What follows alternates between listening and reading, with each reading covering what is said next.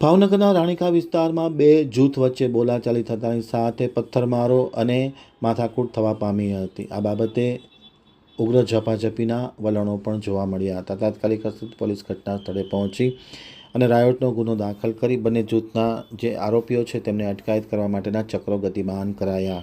હવે જોઈએ ભાવનગર આમતક ન્યૂઝ બ્યુરોમાંથી કુલદીપનો એક વિસ્તૃત અહેવાલ। ભાવનગર રાણીકા વિસ્તારમાં પથ્થરમારો અને બુટલેગરોનો આંતક સ્થાનિકોમાં રોષની લાગણી જોવા મળી હતી।